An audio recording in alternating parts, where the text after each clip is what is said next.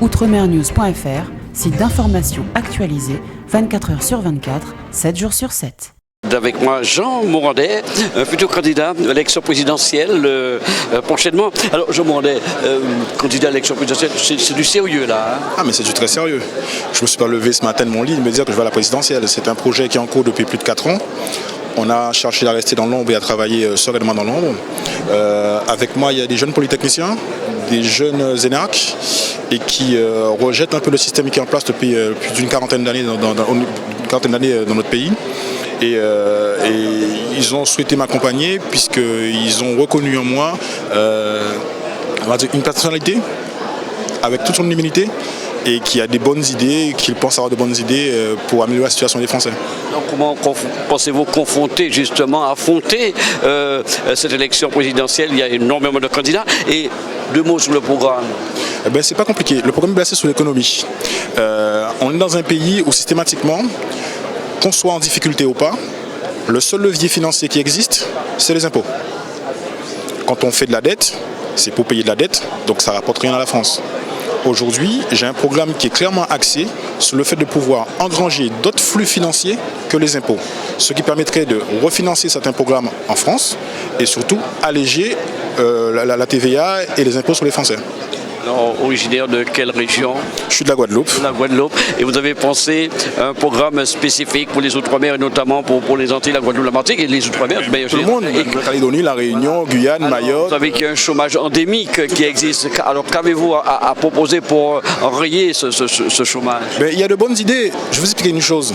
Aujourd'hui, nous avons beaucoup d'opérateurs tels que SFR, Orange, qui souvent sous-traitent tout leur call center au Maroc.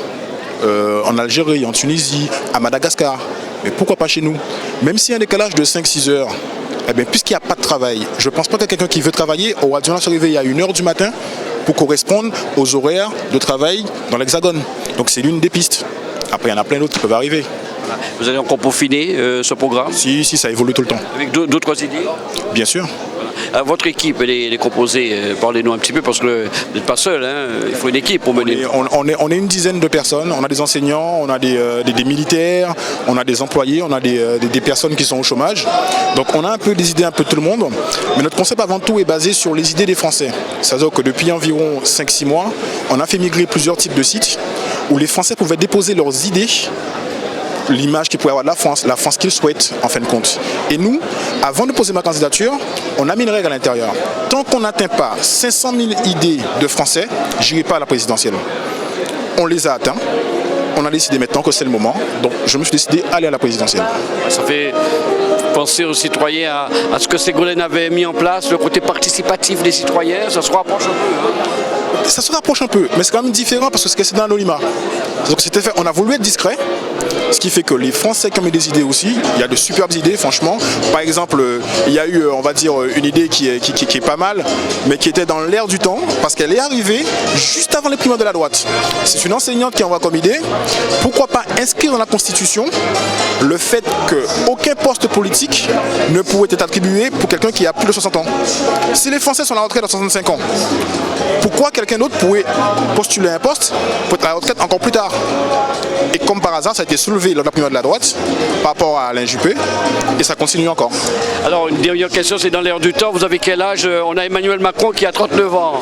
J'en ai 36, nous sommes la même génération. On est dans l'air du temps là, des candidats jeunes. Moi, je pense sincèrement que vous avez assez fait pour nous, parce que vous êtes un peu plus âgé que moi. Depuis plus de 50 ans, on a eu beaucoup d'hommes politiques qui ont la moyenne entre 50, 60 ans, etc., qui ont des postes de haute responsabilité. Aujourd'hui, je pense qu'ils ont essayé pour nous.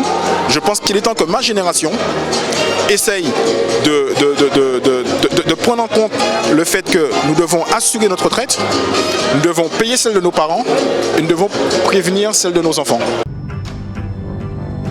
Toute l'actualité des régions d'outre-mer et des ultramarins de l'Hexagone sur outremernews.fr.